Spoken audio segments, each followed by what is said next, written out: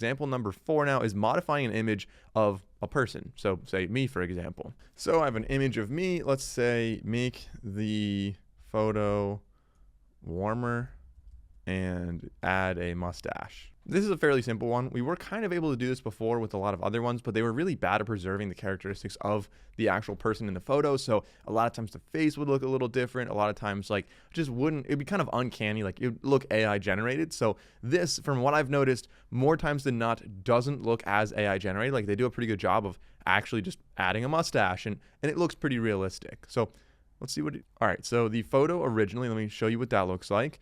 Definitely a little cooler than I would like, so that's why I said warm it up. And then the new photo, let's go back, go to new one.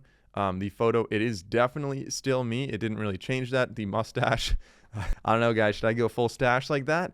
It warmed up the photo as well, so the editing on that was quite accurate. This is impressive.